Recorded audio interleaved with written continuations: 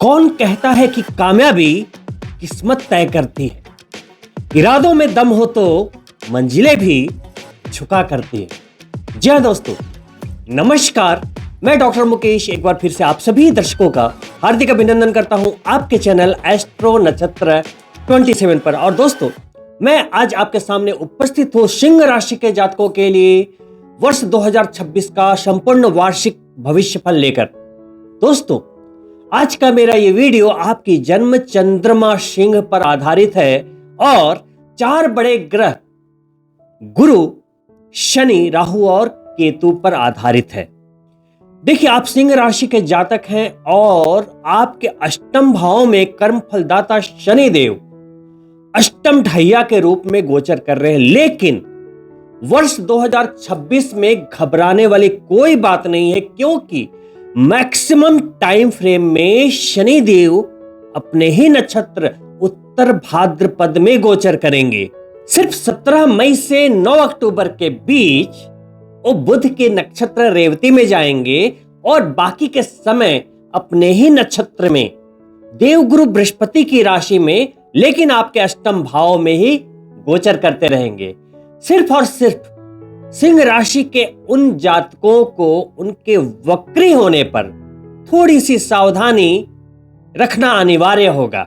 27 जुलाई से 11 दिसंबर तक शनि देव हर वर्ष की तरह इस वर्ष भी वक्री गति में रहेंगे। तो अपनी जन्म पत्रिका में लगन के अनुसार यदि शनिदेव अशुभ स्थिति में है तो शनिदेव के सामान्य उपायों के साथ चलते रहें। अन्यथा यदि शनिदेव आपके लगन पत्रिका के अनुसार शुभ है तो मैक्सिमम टाइम फ्रेम में इस वर्ष शनिदेव की ये ढैया भी आपके लिए शुभ फलों को ही लेकर आई है। बस थोड़े से अपने स्वास्थ्य का ध्यान रखना है। यदि आप रात्रि में ड्राइविंग करने के शौकीन हैं, यात्रा करने के शौकीन हैं, तो इस वर्ष खासकर शनिवार के दिन आपको परहेज करना चाहिए, यात्राओं से बचना चाहिए, खासकर रात की यात्राओं से। यदि आप शनिदेव के सामान्य उपायों के साथ चलते हैं, जैसे कि शनि मंदिर जाना, मनसा वाचा कर्मणा, अच्छी नियत के साथ चलते रहना, सुंदरकांड का पाठ मंगलवार और शनिवार को करते रहना और प्रतिदिन हनुमान चालीसा का पाठ करते रहना, विष्णु भगवान और श्री कृष्ण भगवान की भक्ति करते रहना, यदि ये सब आप करते रहते हैं तो शनिदेव की ढैया हो या साढ़े साथी, आपका बाल भी बांका नहीं कर सकती। दोस्तों, वहीं राहु और केतु भी पूरे वर्ष अपनी पुरानी स्थिति पर ही बने रहेंगे। 5 दिसंबर को वक्री होते हुए गोचर करेंगे। फिलहाल केतु आपकी ही राशि में गोचर कर रहे हैं, सिंह राशि में, और राहु जो उनके समसप्तक रहते हैं कुंभ राशि में गोचर कर रहे हैं, शनिदेव की राशि में। 5 दिसंबर तक ये स्थिति यथावत बनी रहेगी, जो आपके लिए बहुत ही अच्छी है, क्योंकि सूर्यदेव का वर्ष है, आपका वर्ष है, आप सिंह राशि के जातकों का वर्ष है। अगर 2026 का योग करेंगे तो आपको नंबर प्राप्त होगा 1, यानी सूर्यदेव का वर्ष। जैसे कि आपने देखा होगा कि बीता हुआ वर्ष मंगल देव का वर्ष था, तो आग जनित मल्टीपल घटनाएं हुई, प्लेन क्रैश हो या पूरे वर्ल्ड में वॉर की स्थितियां, बहुत कुछ देखा। वैसे ही हम चाहे ना चाहे, जिस ग्रह का वर्ष होता है उस वर्ष का औरा भी लगभग वैसा ही होता है। तो सूर्यदेव, चूंकि आप सिंह राशि के जातकों के स्वामी हैं, सूर्य यानी ऑथोरिटी, सरकार, नियंत्रण, सत्ता, राजसी जिंदगी, किंग लाइफ, तो आपको इस वर्ष बाय डिफॉल्ट मिलने वाली है। तो तैयार हो जाइए एक बड़ी सफलता पाने को।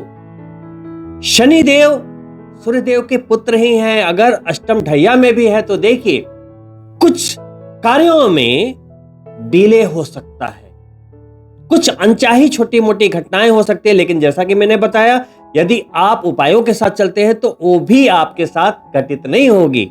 शनिदेव आपकी कुंडली में अशुभ हैं और थोड़े बहुत संघर्ष भी दे रहे हैं, तो आपको बिल्कुल घबराना नहीं चाहिए। संघर्ष हमारे जीवन का एक हिस्सा है। हम कई बार गिरते हैं, लेकिन गिरकर उठने की शक्ति भी भगवान देते हैं। यदि स्ट्रगल भगवान देते हैं तो सफलता भी भगवान ही देते हैं। हमारा कार्य है सिर्फ अपना कर्म करते रहना।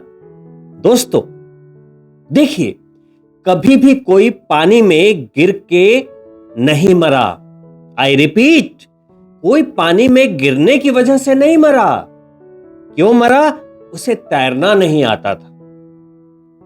उसी तरह से जिंदगी में कोई भी मुसीबत आ जाए, आप असफल नहीं होंगे, आप गिरेंगे नहीं, आपका लॉस नहीं होगा यदि आप उनसे निपटना जानते हैं। तो भगवान ने आपको यहां एक दिमाग दिया है, हुनर दिया है, उसका इस्तेमाल करें इस वर्ष, क्योंकि सूर्य देव आपको ब्लेस कर रहे हैं। आपका वर्ष है, सूर्य देव का वर्ष नहीं है। ये सिंह राशि के जातकों का वर्ष है, और सिंह राशि के जातक बॉर्न लीडर होते हैं, शेर होते हैं।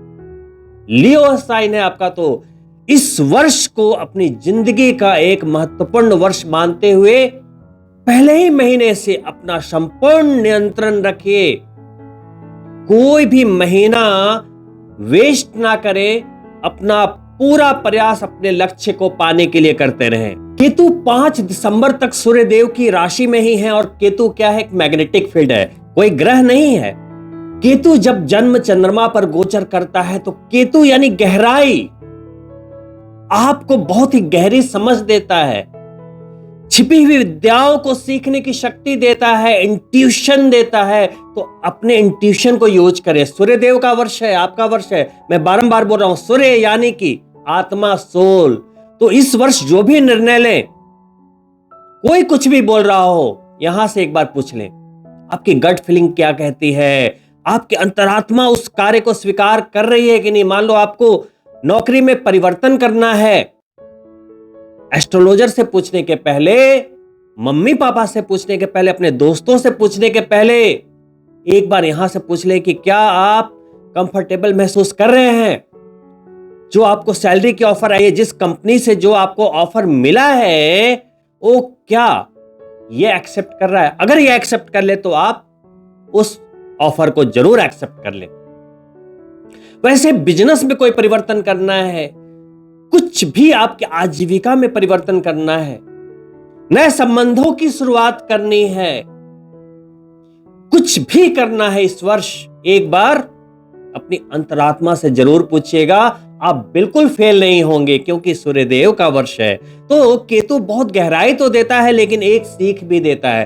5 दिसंबर तक आपके जन्म चंद्रमा पर गोचर करते हुए केतु एक सीख भी दे रहा है। केतु बोलता है चीजों को छिपा के चलो। जी, किसी भी लक्ष्य की प्राप्ति का स्वप्न आप देख रहे हैं, आपने स्ट्रेटजी बनाई हुई, प्लानिंग की हुई है कि इस वर्ष इस चीज को पाना है। बहुत दिनों से वो चीज आपको कहीं ना कहीं पिंच कर रही थी, लेकिन इस वर्ष पाने का सपना है। आप पूरी मेहनत भी कर रहे हैं, लेकिन चीजों को छिपा के चलिएगा तो वो पूर्ण होने की पूर्ण संभावना बन जाएगी। यदि आप पहले ही लोगों को बता देंगे तो चीजें नहीं पूर्ण हो पाएंगी। ये केतु का अपना एक व्यक्तित्व है। कहते हैं ना, छिपा के किया हुआ वार सबसे खतरनाक होता है। तो केतु महाराज यही सिखाते हैं। 5 दिसंबर तक आपके जन्म चंद्रमा पर रहेंगे, आपको कई तरह की सद्बुद्धि देंगे, आध्यात्म की ओर थोड़ा सा पुश करेंगे। मंत्र शक्ति का यदि आप यूज करते हैं तो केतु बहुत ही अच्छे फल देंगे। आध्यात्म की ओर यदि आप रुझान बढ़ाते हैं तो केतु महाराज बहुत अच्छे फल देंगे।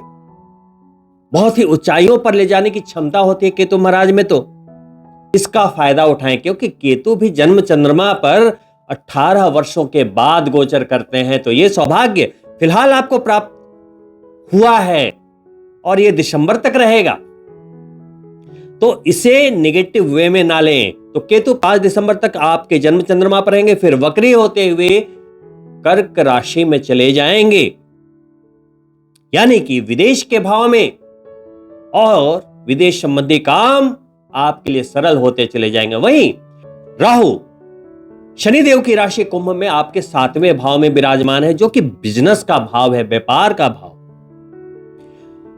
विदेश संबंधी व्यापार कनेक्शंस के लिए, वहां से लाभ की प्राप्ति के लिए राहु बहुत ही अच्छी पोजीशन में है। लेकिन जैसा कि मैं पहले भी बता चुका हूं कि पति पत्नी के रिश्तों के लिए राहु का गोचर सप्तम भाव में बहुत अच्छा नहीं माना जाता। अगर आप चरित्र के अच्छे व्यक्ति हैं या जातिका हैं तो कोई चिंता की बात नहीं। कहीं ना कहीं राहु सप्तम भाव में जब आता है तो अनैतिक संबंधों की गुंजाइश बढ़ जाती है। तो अगर आपका चरित्र आपके लिए सब कुछ है, आप मानसिक रूप से अपने आप पर नियंत्रण रखते हैं, तो राहु आपके साथ कोई भी गेम नहीं खेल पाएगा। क्योंकि राहु क्या है, छलिया है, माया जाल फैलाता है आपके ऊपर, कार्मिक रूप से कई दाव पेच खेलता है, साम दाम दंड भेद, ताकि आप शनिदेव के कार्मिक भंवर में फंसो। क्योंकि अष्टम ढैया में हो तो वैवाहिक जीवन में शक, संदेह, एक्स्ट्रा मैरिटल चीजें डालने की कोशिश करता है। क्यों? आपके कदम डगमगा जाएं और आपको कर्म फल की प्राप्ति हो। तो सिर्फ इस पॉइंट को लेकर थोड़ा सतर्क रहना है, नहीं तो राहु का गोचर कई बार सप्तम भाव में डाइवोर्स तक के मामले लेकर आ जाता है। यदि आपकी राहु की महादशा चल रही है तो जन्म पत्रिका दिखाएं। राहु यदि आपकी कुंडली में अशुभ बैठे हैं और ऐसी ही कुछ चीजें चल रही हैं लाइफ में, तो गोमेद धारण कर सकते हैं, राहु की शांति के उपाय किए जा सकते हैं। आपका यह साल व्यर्थ ना जाए, कोई पर्सनल मैटर या मानसिक परेशानी के कारण लक्ष्य से दिमाग ना हट जाए, फोकस ना हट जाए। इसलिए मैं छोटी से छोटी बातों की चर्चा आपके साथ कर रहा हूं ताकि आप इसे माइंड में रखें। क्योंकि हमें पता है कि हम कुछ ऐसा नहीं करेंगे, लेकिन होए वही जो राम रचि रखा, ग्रहों के खेल को कोई नहीं समझ सका है। नहीं तो हर कोई चालाक है, समझदार है, तो फिर क्यों नहीं हर कोई करोड़पति और अरबपति बन जाता? क्यों नहीं हर घर में खुशहाली है? क्यों नहीं हर घर में खुशियां हैं? तो दोस्तों, कहीं ना कहीं हम ग्रहों के नियंत्रण में हैं, तो जिस वर्ष जैसे गोचर होते हैं, यदि हम अपने मूव को वैसे ही रखते हैं तो हमेशा विजयी होते हैं। ठीक वैसे ही जैसे कि क्रिकेट मैच में बैट्समैन अपने बॉलर के गेंद के स्टाइल को यदि समझ लेता है तो कभी कभी खतरनाक बॉल पे भी सिक्सर मार देने की संभावना बन जाती है। वैसे ही यदि हम भी अपनी लाइफ में राहु, केतु, शनिदेव जैसे ग्रहों की चाल को समझ ले कि अभी ऐसा होने वाला है, और अपने इच्छा शक्ति से, मानसिक शक्ति से यदि अपने कर्म की गति और पावर बढ़ा दे, तो वैसे ही 6 और 4 हमारी जिंदगी में भी लगने की पूर्ण संभावना होती है। वहीं यदि आप पैनिक कर जाएं, घबरा जाएं, तो एक सरल गेंद में भी आप बोल्ड हो जाएंगे। तो जिंदगी में संतुलन बहुत अनिवार्य है, मानसिक संतुलन बहुत अनिवार्य है। तो सिर्फ कार्मिक गति ही नहीं, यहां पर भी बैलेंस बना के चलिए। बारंबार बता रहा हूं, आपका वर्ष है। तो ये 3 बड़े ग्रहों की बात लगभग मैंने बता दी। अंतिम और सबसे बड़े ग्रह गुरु देव की बात बताता हूं, क्योंकि सबसे तीव्र गोचर उनका ही होने वाला है। अभी वक्री होते हुए आपके लाभ के भाव में गोचर कर रहे हैं। देव गुरु बृहस्पति आपके पंचमेश होते हैं और अष्टमेश होते हैं। लाभ के भाव में गोचर कर रहे हैं। संतान वाले भाव के स्वामी लाभ के भाव में, लक्ष्मी त्रिकोण के स्वामी लाभ के भाव में, अष्टम भाव के स्वामी लाभ के भाव में। तो क्या कहते हैं? संतान उच्च शिक्षा के लिए जा सकती है, संतान शिक्षा में बेस्ट परफॉर्म करेगी। यदि आप खुद स्टूडेंट है तो आप भी अच्छा परफॉर्म करेंगे। तो शिक्षा के क्षेत्र में बढ़िया परफॉर्म करेंगे, आपकी संतान बहुत बढ़िया करेगी। यदि आप संतान प्राप्ति की इच्छा कर रहे थे तो ये एक बहुत ही बढ़िया समय, क्योंकि देवगुरु बृहस्पति एकादश भाव में, लाभ के भाव में, गेन के भाव में सीधी दृष्टि दे रहे हैं। प्यार का भी भाव है, नए प्रेम संबंधों की शुरुआत करने का एक मौका दे रहे हैं। अभी 11 मार्च तक वक्री है, तो पुराने संबंध भी वापस आ सकते हैं, तो कोशिश करके देख सकते हैं। 11 मार्च के बाद कई नई शुरुआत के संकेत दे रहे हैं कई लाभ के संकेत दे रहे हैं, जैसे पदोन्नति होने की संभावना है। बिजनेस में कई नए आयाम स्थापित कर सकते हैं, नए मोड़ को आप एक्सपेक्ट कर सकते हैं। कुछ नए एक्सपेरिमेंट आप करेंगे और वहां कामयाबी मिलेगी। तो ये स्थितियां आपके लिए 2 जून तक देवगुरु बृहस्पति लाभ के भाव में बनाते रहेंगे। कुल मिलाकर आप सभी सिंह राशि के जातकों को हर तरह के लाभ, धन का लाभ हो, चाहे प्रमोशन का या मान सम्मान का, हर तरह से आपको लाभ देते हुए 2 अक्टूबर को 13 वर्षों के बाद देवगुरु बृहस्पति आपके विदेश के भाव में जाकर उच्च के हो जाएंगे।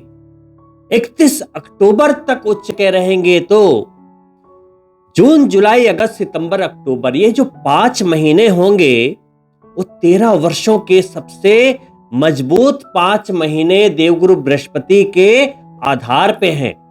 तो आपके विदेश से संबंधित जो भी कनेक्शन है, चाहे बिजनेस के कनेक्शन हो या नौकरी के, या आप मल्टीनेशनल कंपनी में जॉब करते हो, या आपका कोई भी संबंध विदेश से हो या विदेश में रहते हो, तो आप मान के चलिए कि ये जो 5 महीने हैं आपकी जिंदगी के स्वर्णिम महीने।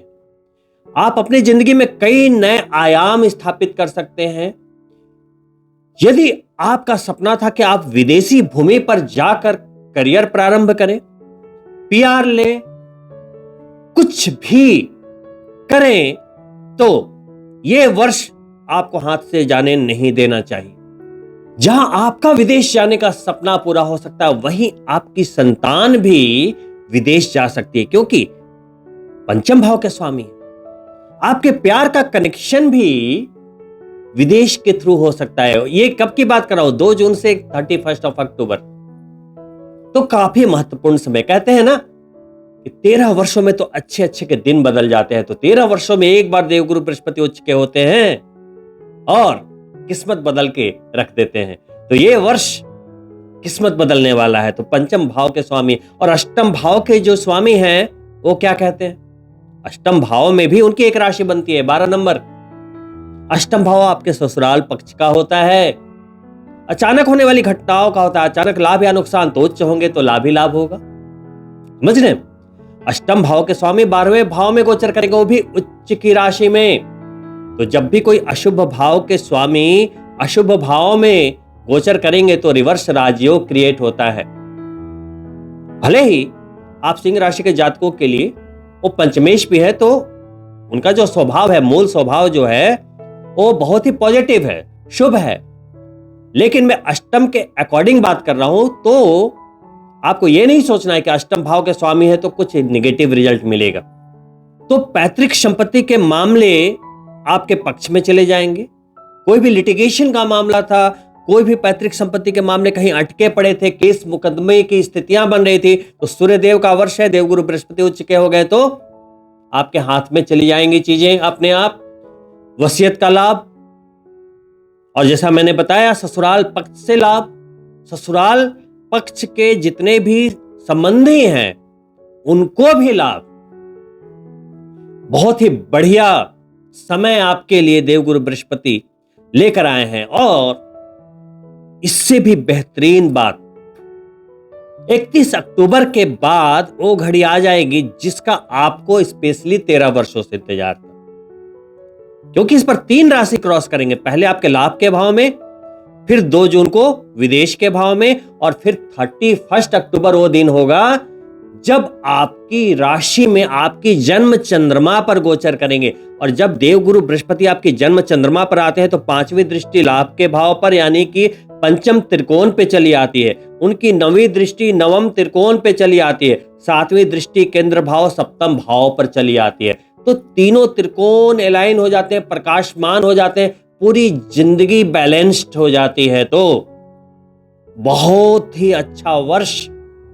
देवगुरु बृहस्पति का आशीर्वाद मिलते ही कहते हैं ना, आप दुनिया को झुकने पे मजबूर कर सकते हैं, इतनी शक्ति आ जाएगी। सुरक्षा कवच कहते हैं। कोई भी रोग, शोक, संताप मन में चल रहा था, सब की रिकवरी हो जाएगी। सकारात्मक सोच हो जाएगी आपकी। रोगों में आप अप्रोच लेंगे। आपका वजन बढ़ रहा था, वहां पे आप अप्रोच ले सकते हैं।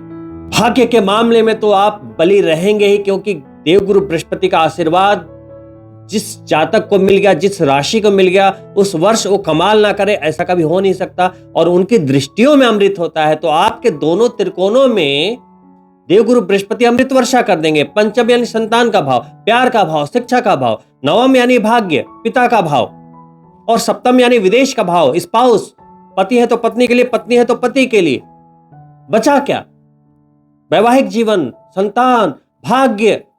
और आपके ऊपर आ गए तो आप जो भी करना चाहें, प्रॉपर्टी ले, घर ले, बंगला ले, आज आपको आपकी आजीविका में सफलता मिले, प्रमोशन मिले, धन मिले, आप जो भी चाहते हैं, आपकी सारी मनोकामनाएं पूर्ण हो। तो ये सारी चीजें जब आपके जन्म चंद्रमा पर ही गोचर करें तो सब कुछ संभव है। तो आपको क्या करना चाहिए? इन 4 बड़े ग्रहों के गोचर मैंने आपको बता दिए। तो दोस्तों, आपको क्या करना चाहिए कि सभी सिंह राशि के जातकों को संपूर्ण लाभ मिले? देखिए, गोचर हुआ है, यह वर्ष सूर्य देव का है, यह फैक्ट है, लेकिन क्या सभी सिंह राशि के जातकों को 100% में 100% लाभ मिलेगा? नहीं। इसके लिए आपको अपनी लगन पत्रिका देखनी चाहिए। लगन पत्रिका में सूर्यदेव की स्थिति जितनी अच्छी रहेगी उतने ही सूर्यदेव के इस वर्ष का लाभ आपको मिलेगा। यदि आपकी पत्रिका में ग्रहण दोष, पितृदोष इत्यादि है तो आपको यथाशीघ्र उसके उपाय कर लेना चाहिए। तो आपका यह वर्ष बहुत अच्छा जाएगा। गायत्री मंत्र का जाप जितना बढ़ा सकते हैं बढ़ा दीजिए, आपका वर्ष अच्छा जाएगा। शनिदेव ढैया में है तो हनुमान जी की शरण में चले जाइए, नीम करौली बाबा के शरण में चले जाइए, यह साल अच्छा जाएगा।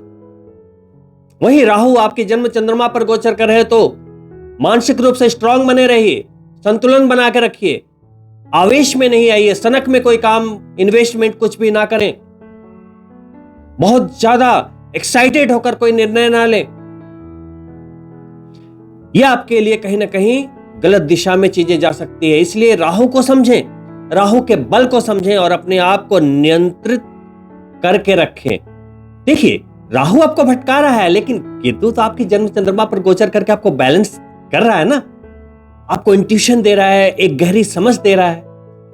और राहु भी तभी भटकाता है दोस्तों जब आप छोटा सोचते हैं, अपनी जिंदगी में कॉम्प्रोमाइजेज करने शुरू कर देते हैं, तो वो बड़ा परेशान करता है। राहु कहता है बड़ा सोचो, बड़ी सोच रखो। और जैसे ही आप बड़ी सोच रखेंगे ना, तो आपने देखा होगा कि राहु तो कभी कभी प्लेटफॉर्म पे बड़े व्यक्ति को सेलिब्रिटी बना देता है, अनपढ़ गंवार को मिनिस्टर बना देता है। तो राहु को नहीं मतलब कि आपके अंदर कितना टैलेंट है, आपको बनाना है तो बना देगा। करना क्या है? बड़ी सोच रखनी है। कितने भी खराब हालत में आप हो, सोच बड़ी रखनी है, मानसिक शक्ति बड़ी रखनी है, तो राहु भी परेशान नहीं करेगा आपको। दोस्तों, वहीं देवगुरु बृहस्पति के ये 13 वर्षों के बाद के गोचर का यदि आपको लाभ लेना है तो यदि आपकी कुंडली में लगन पत्रिका में देवगुरु बृहस्पति की स्थिति अच्छी है तब तो बहुत अच्छी बात है। अगर आपको पुखराज सूट करता है, आपको किसी एस्ट्रोलॉजर ने बता रखा है, तो पुखराज जरूर पहन के रखें इस वर्ष। वहीं यदि आपकी पत्रिका में देवगुरु बृहस्पति की स्थितियां अच्छी नहीं है, उनका मूल स्वभाव आपकी कुंडली में मित्रवत नहीं शत्रुवत है, तो पीली चीजों का दान हर गुरुवार को करें। गुरुवार का व्रत कर सकते हैं 16 बारी, एकादशी का व्रत कर सकते हैं। अध्यात्म से जुड़े रहिए, विष्णु सहस्त्र नाम कीजिए। जितना अध्यात्म की ओर आप रुझान बढ़ाएंगे, देवगुरु बृहस्पति अच्छे फल देते चले जाएंगे। कोई बहुत बड़ी संकट वाली बात नहीं है। देवगुरु बृहस्पति शुभ ग्रह हैं, उन्हें मनाना बहुत कठिन नहीं है, बस उनके अपोजिट नहीं जाना है। यह नहीं कि मांस मछली खा रहे हैं, जम के शराब पी रहे हैं, अनैतिक कार्य कर रहे हैं, तो वहां पे शनि भी खराब रिजल्ट देंगे क्योंकि ढैया में चल रहे हैं, और देवगुरु बृहस्पति भी खराब रिजल्ट देंगे। अरे 13 वर्षों के बाद उचके हुए हैं, 1 वर्ष मांस मछली नहीं खाएंगे, शराब का त्याग कर देंगे, तो आपका क्या जाएगा? इसके बदले आप हो सकता है कितनी बड़ी सफलता प्राप्त कर लें, कितना मान सम्मान प्राप्त कर लें, कितनी खुशियां प्राप्त कर लें, है कि नहीं? तो ग्रहों के अकॉर्डिंग आपको इस वर्ष गेम खेलना है, बैटिंग करनी है, तो आप हमेशा सफल रहेंगे। दोस्तों, देवगुरु बृहस्पति का गोचर 13 वर्षों के बाद आपकी जन्म चंद्रमा पर हो रहा है, तो कहते हैं ना, देवगुरु बृहस्पति एक सकारात्मक प्लेनेट है, एक विचार है, सद्विचार है। और इतने भी बड़े करोड़पति हो, अरबपति हो, एक समय जब वो बहुत खराब स्थिति में थे, तो एक विचार ही तो आया था जिसने उनको बना दिया। तो विचारों का ही खेल है। दोस्तों 2026 में अपने विचारों पर पैनी निगाह रखी। एक कुम्हार था, वो चीलम बना रहा था। तो उसकी पत्नी देख रही थी, बोली कि क्या बना रहे हो? तो कुम्हार ने कहा, मैं चीलम बना रहा हूं, आजकल बहुत डिमांड है इसकी। तो पत्नी ने मुस्कुराते हुए कहा कि देखो, गर्मी आने वाली है, क्यों ना तुम सुराही बनाओ, अभी उसकी भी डिमांड बहुत रहेगी। कुम्हार के मन में पता नहीं क्या सूझा, उसने मिट्टी को फिर से मिक्स किया और उसे सुराही की आकृति देने लगा। तो मिट्टी मुस्कुराई और एक बड़ा सुंदर संदेश दिया कि देखो, कितना बढ़िया विचार इसकी पत्नी के मन में आया, जिसने मेरी जिंदगी बदल दी। अभी ये मुझे चिलम बना रहा था, जिंदगी भर मैं खुद जलती और दूसरों को भी जलाती। अब इसने विचार बदल दिया, अब ये मुझे सुराही बना रहा है। मैं खुद भी शीतल रहूंगी और दुनिया को भी शीतल रखूंगी।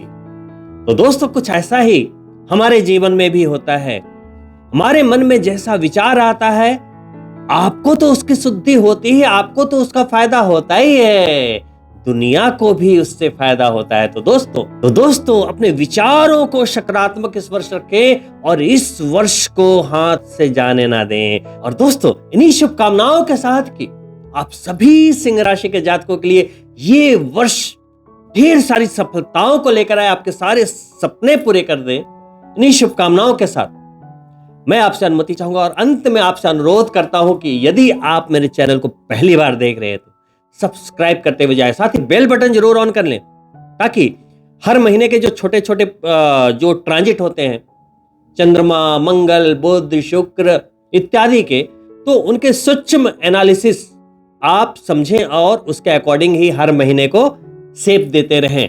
तो जैसे ही वीडियो अपलोड होंगे आपको नोटिफिकेशन मिले तो बेल बटन जरूर चेक कर लीजिएगा। साथ ही वीडियो पसंद आई हो तो लाइक करें और अपने मित्रों के लिए शेयर अवश्य करें। और दोस्तों, चूंकि सूर्य देव का वर्ष है तो कमेंट बॉक्स में ओम घृणी सूर्याय नमः लिखते हुए जाएं। बहुत ही जल्द मिलता हूं दूसरी वीडियो में, तब तक के लिए नमस्कार मित्रों, all the best for new year.